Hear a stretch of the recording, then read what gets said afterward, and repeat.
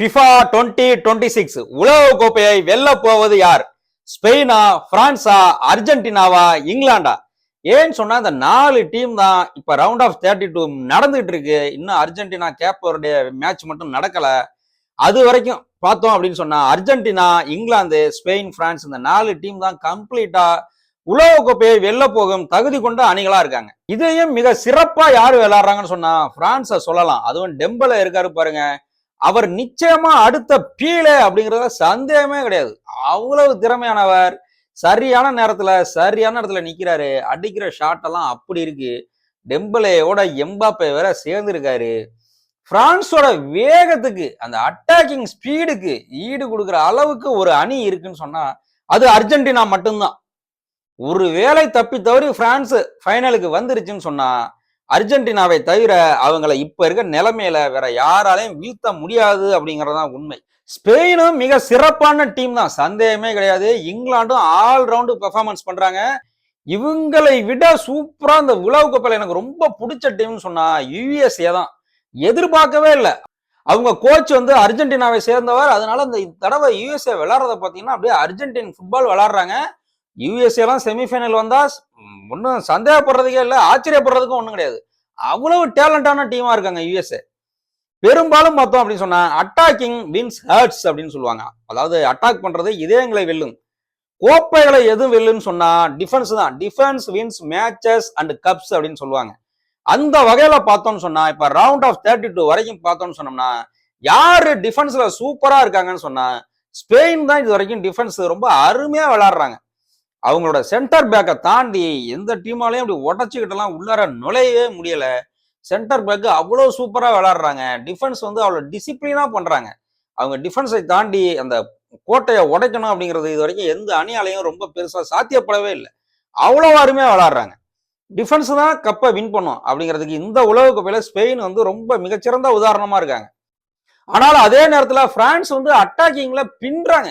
அவங்கள்ட்ட இருக்க அந்த வேகம் வந்து யாருகிட்டயுமே கிடையாது. அதுவும் ஒலிசே அப்படின்னு ஒருத்தர் இருக்காரு பாருங்க மிட்ஃபீல்ட்ல. அவர் போடுற பாஸ் எல்லாம் பாத்தீங்கன்னா இது வரைக்குமே 5 அசிஸ்ட்ஸ். அவ்வளவு அருமையா விளையாடுறாரு. பிரான்ஸுக்கு ஸ்பீடுக்கு ஈடு கொடுக்க இந்த இதுல எந்த அணியுமே கிடையாது. அர்ஜென்டினா ஒண்ணுதான் இருக்காங்க. அர்ஜென்டினா தான் அதுவும் பிரான்ஸ் வீரர்கள்லாம் உயரமானவங்க.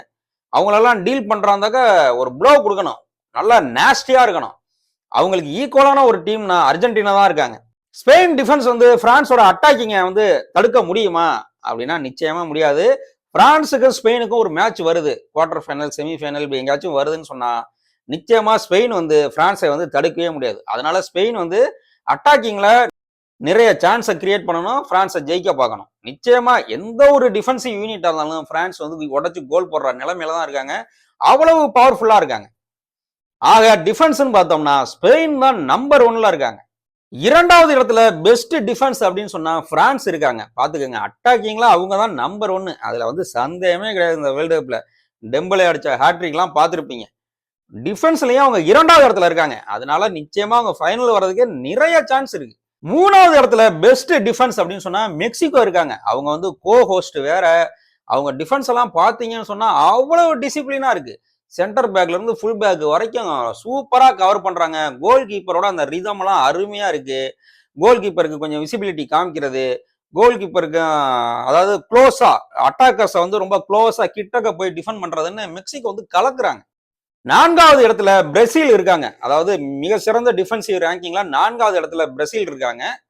பிரேசிலை பத்தி சொல்லவே வேண்டாம். எந்த அணி 1 கோலோ 2 கோலோ லீட்ல இருந்தாலும் எப்படியாச்சும் சான்ஸை கிரியேட் பண்ணி கோல் அடிக்கிறதுல வல்லவர்கள் அவங்க. உலகம் பூரா பிரேசில் டீமுக்கு தான் ரசிகர்கள் அதிகம். நம்ம இந்தியாவில் சொல்லவே வேண்டாம்.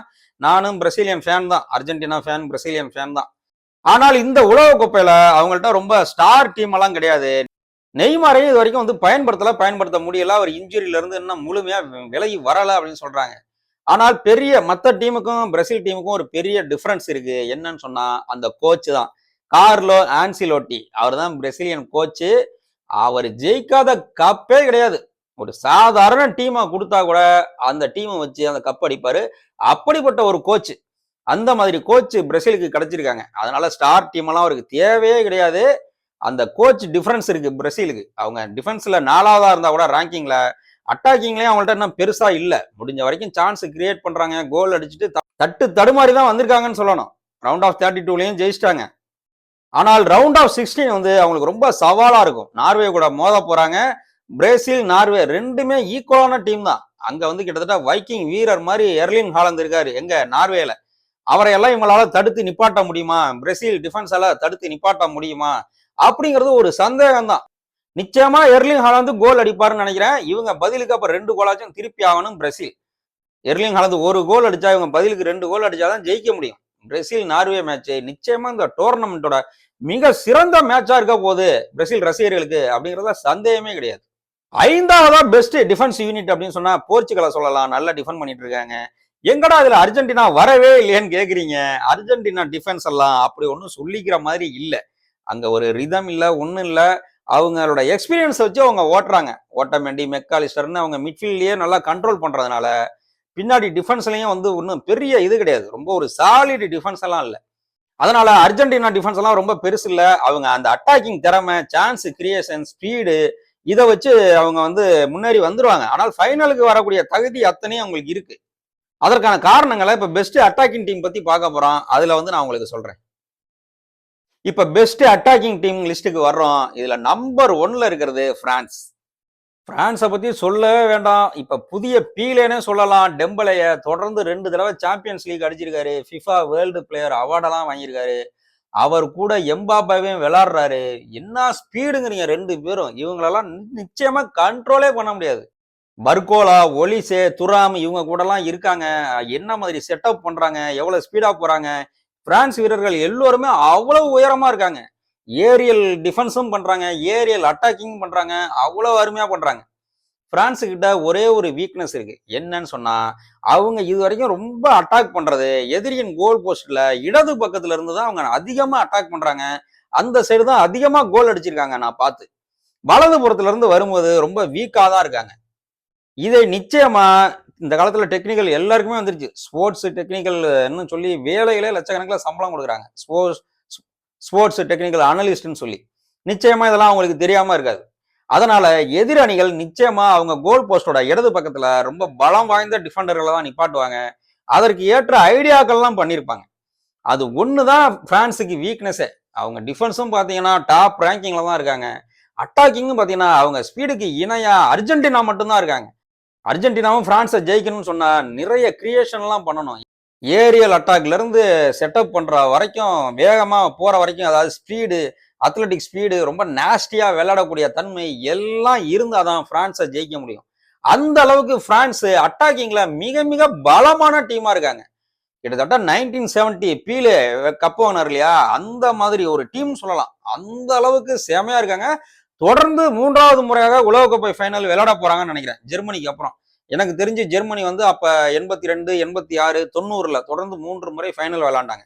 அதுக்கப்புறம் பிரேசில் வந்தாங்க 94, 98, 2002 விளையாண்டாங்க. அந்த மாதிரி சாதனையை பிரான்ஸ் இந்த வேர்ல்டு கப்ல படைக்க போகுதுன்னு நினைக்கிறேன்.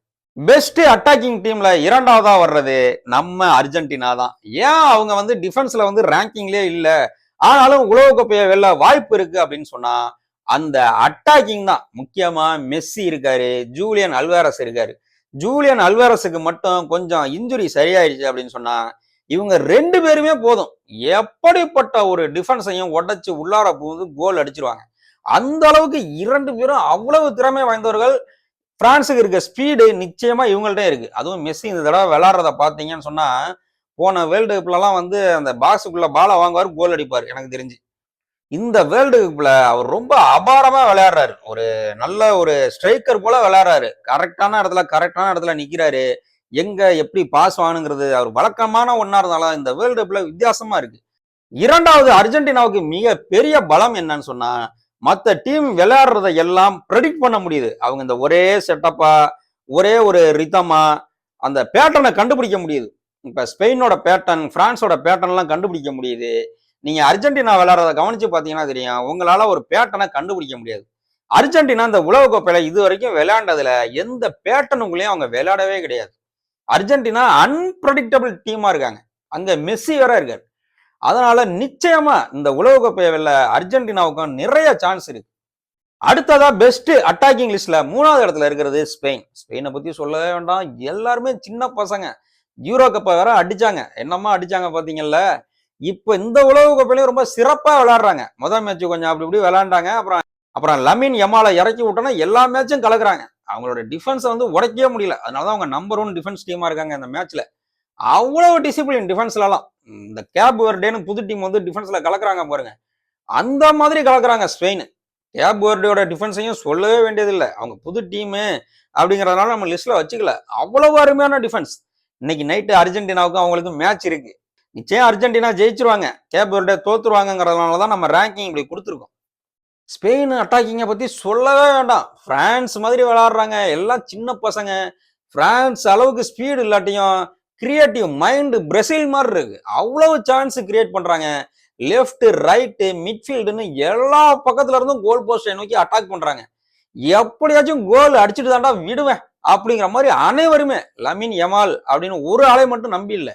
எல்லா பக்கத்துல இருந்தும் அட்டாக் பண்றாங்க. யாருக்கு வேணாலும் பாஸ் போடுறாங்க. இதே மற்ற டீம் பார்த்தோம்னா மெஸ்ஸி எங்கன்னு தர்றாங்க பாஸ் போடுறாங்க, எம்பாப்பே எங்கன்னு தர்றாங்க பாஸ் போடுறாங்க. ஆனால் ஸ்பெயின் அப்படி இல்லை. ஒரு ஆல்ரவுண்ட் பெர்ஃபார்மன்ஸ் அவ்வளவு அருமையா பண்றாங்க. அடுத்ததா பெஸ்ட் அட்டாக்கிங் டீம்ல 4வது ரேங்க் யாருன்னு சொன்னா அமெரிக்கா. எப்ப யூஎஸ்ஏ விளையாண்டதெல்லாம் நீங்க வந்து அவங்க ரசிகர்களால நிறைய பேர் பார்த்துருக்க மாட்டீங்க. நான்லாம் எல்லா மேட்சையும் முழிச்சு பாக்குறதுனால தெரியுது. அமெரிக்கா என்ன அழகா விளையாடுறாங்கிறீங்க. அவங்க பேரெல்லாம் எனக்கு இப்ப ஞாபகத்துக்கு வரல. பார்க்கும்போது அவங்க பேரு வந்து பாக்குறேன் ஞாபகத்துல இருக்கு. ஆனா ஞாபகத்துல வச்சுக்க முடியல. ஏன்னா அவங்க அந்த அளவுக்கு உலக புகழ்பெற்ற பிளேயர்ஸ் எல்லாம் நம்மளும் ரெகுலரா ஃபாலோ பண்ணலையா. ஆனா விளையாடுறாங்க பாருங்க. அவ்வளவு அருமையா விளையாடுறாங்க. ஒரே ஒரு மேட்ச் முக்கியமான பிளேயர்லாம் உட்கார வச்சதுனால அந்த ஒரு மேட்ச் தோத்தாங்க. மற்றபடி அந்த ஒரிஜினல் டீம் வந்துச்சுன்னு வச்சுக்கோங்களேன், கிட்டத்தட்ட பிரேசில் அர்ஜென்டினா மாதிரி விளையாடுறாங்க. ஐரோப்பா டீம் மாதிரிலாம் இல்லை. அவங்க விளையாட்டு அப்படியே சவுத் அமெரிக்கன் மாடல்ல இருக்குது. அவ்வளவு அருமையா விளையாடுறாங்க. சான்ஸே கிடையாது. எந்த டீமையும் ஜெயிக்கக்கூடிய வல்லமை இருக்கு. இந்த உலகக்கோப்பை அவங்க அடிச்சா கூட நீங்க சந்தேகமே பட வேண்டியதில்லை. 2004 எப்படி கிரீஸ் வந்து அடிச்சாங்க யூரோ கப்பை, ஞாபகம் இருக்கா? ஒரு கோல் தான் போடுவாங்க. கார்னர் ஷாட்ல ரொம்ப உஷாரா பயன்படுத்துவாங்க. கார்னர் ஷாட்டை தலையால முட்டியே கோல் போட்டு ஃபைனல்லையும் ஜெயிச்சாங்க. 2004 யூரோ கப் அடிச்சாங்க கிரீஸ். அதுக்கப்புறம் இது வரைக்கும் அவங்க வந்து பெருசா சாதனை படைக்கவே இல்லை. கிட்டத்தட்ட அந்த கிரீஸ் மாதிரி இருக்காங்க யுனைடெட் ஸ்டேட்ஸ் ஆஃப் அமெரிக்காவோட டீம். அவ்வளவு அருமையா விளையாடுறாங்க. அந்த கோச் வந்து பொச்சன்டினோ அப்படின்னு அர்ஜென்டினாக்காரரு. அர்ஜென்டினா நேஷனல் டீமுக்கெல்லாம் விளையாடி இருக்காரு. அமெரிக்கன் டீம் அவ்வளவு அருமையா விளையாடுறாங்க. டிஃபென்ஸ்லயும் சொல்லவே வேண்டாம். அர்ஜென்டினாலாம் டிஃபென்ஸ்ல வந்து ரேங்கிங்லேயே கிடையாது. அது ரசிகர்கள் கூட கோச்சுக்குவாங்க. அர்ஜென்டினா ரசிகர்கள் கூட யுஎஸ்ஏ எல்லாம் ரேங்கிங்லயும் இருக்காங்க. அவ்வளவு அருமையான டீமா இருக்காங்க அமெரிக்கா. மிக சிறந்த 5வது அட்டாக்கிங் டீம்னா அது இங்கிலாந்து தான். ஹாரி கேன் இருக்காரு, ஜூட் பெல்லிங்ஹாம் இருக்காங்க, சக்கா இருக்காரு. எல்லாம் பிரீமியர் லீக் எக்ஸ்பீரியன்ஸ்ல உள்ள நல்ல பிளேயர்கள். சான்ஸ் எல்லாம் அப்படி கிரியேட் பண்றாங்க. டிஃபென்ஸ்ல மட்டும் கொஞ்சம் வீக்கா இருக்காங்க. அன்னைக்கு டிஆர் காங்கோ கூட எல்லாம் பாத்தீங்கன்னா அவங்க ஃபர்ஸ்ட் கோல் அடிச்சிட்டாங்க. மல்லு கட்டி இவங்க அடுத்த கோல் போட்டு அதுக்கடுத்து தொடர்ந்து 2வது கோலையும் போட்டு ஜெயிச்சாங்க. 2 கோலையுமே ஹாரி கேன் தான் அடிச்சாரு. அவருக்கு நல்ல தலையில கொடுக்குற ஒரு சான்ஸ் வந்துச்சு ஹெட்ல. அதாவது ஹாரி கேன் மாதிரி ஜிடேனுக்கு அப்புறம் ஹாரி கேன் தான். கார்னர் ஷாட்னா அவர்கிட்ட ரொம்ப உஷாரா இருக்கணும். எங்க நிப்பாருன்னு தெரியாது. கரெக்டா தலையால முட்டி கோல் அடிச்சிருவாரு. டிஆர் காங்கோ கூட ஒரு சான்ஸ் வந்துச்சு. இருந்தாலும் அவர் தலையால அடிக்காம பைசைக்கிள் கிக் மாதிரி காலால் அடிச்சாரு. கோல் கீப்பர் தடுத்துட்டார். ஆனால் அடுத்து 68வது நிமிஷமா 72வது நிமிஷத்துலயே ஒரு கோல் போட்டாரு. தலையால முட்டி கோல் போட்டார். 1-1 சமப்படுத்தினாரு. 1-1 சமன் செஞ்சார். திருப்பி 5வது நிமிஷமே ஒரு சூப்பர் கோல் போட்டு 2-1 இங்கிலாந்துக்கு வெற்றியை பரிசாக கொடுத்தார். ஹாரி கேன் தொடர்ந்து கோல் அடிச்சிட்டு இருக்காரு. ஜூட் பெல்லிங்ஹாம்லாம் பயங்கர ஃபார்ம்ல இருக்காரு. எந்த டீமுக்கும் சளைச்சவங்க இல்ல அப்படிங்கிற மாதிரி அவ்வளவு கிரியேட் பண்றாங்க. அட்டாக்கிங்ல அவ்வளவு கிரியேஷன் இருக்கு. ஏரியல் அட்டாக்லாம் இங்கிலாந்து அடிச்சுக்கவே முடியாது. அவ்வளவு சூப்பரா பண்றாங்க. ஏரியல் அட்டாக்னா பால் மேல பறந்து வராத தலையால முட்டி கோல் அடிக்கணும். பாக்ஸுக்குள்ள ஏரியல்ல வர பாலை கட் பண்ணணும், சான்ஸ் கிரியேட் பண்ணணும். இந்த மாதிரி விஷயத்துல எல்லாம் இங்கிலாந்து அடிச்சுக்க இந்த வேர்ல்டு கப்ல ஆளே இல்லை. ஆக எனக்கு தெரிஞ்சு இந்த வேர்ல்டு கப்பை ஜெயிக்க போறது யாருன்னு சொன்னா நிச்சயமா யாருன்னு ஒரு டீமா சொல்ல முடியாட்டியும் ஃபைனலுக்கு வரக்கூடிய 2 டீமை வந்து ப்ரெடிக்ட் பண்ண முடியும்னு நான் நம்புறேன். பிரான்ஸ் அர்ஜென்டினா தான் மீண்டும் ஃபைனலுக்கு வரும் அப்படின்னு நான் நினைக்கிறேன். ஃபைனல் எப்படி இருக்கும் அப்படின்னா இவங்க இப்போ விளையாடுறதெல்லாம் பார்க்கணும். இப்போ ரவுண்ட் ஆஃப் 16 போவாங்க, குவார்டர் ஃபைனல் போவாங்க, செமிஃபைனல்லாம் போவாங்க இல்லையா. செமிஃபைனல்லாம் முடிஞ்சோடனே ஃபைனல்ல யார் 2 பேர் விளையாடுறாங்களோ அவங்க 2 பேர்ல யார் ஜெயிப்பாங்க அப்படிங்கிறத கரெக்டா ப்ரெடிக்ட் பண்ண முடியும். நீங்க என்ன நினைக்கிறீங்க? யார் ஃபைனலுக்கு வருவா, யாரு கப் அடிப்பா அப்படின்னு நினைக்கிறீங்க? எந்த டீமை பத்தி என்ன நினைக்கிறீங்க? உங்களுடைய சூப்பர் ஸ்டார் ரொனால்டோவை பத்தி எல்லாம் நான் ஒண்ணுமே சொல்லலையே, போர்ச்சுகல் அப்ப கப் அடிக்காதா அப்படிலாம் நீங்க ஏதாச்சும் நினைச்சிட்டு இருந்தீங்கன்னா கமெண்ட் பண்ணுங்க. இந்த ஃபுட்பால் உலகக்கோப்பையை பயன்படுத்தி ஃபுட்பாலை பத்தி நம்ம நிறைய பேசுவோம். நன்றி, வணக்கம்.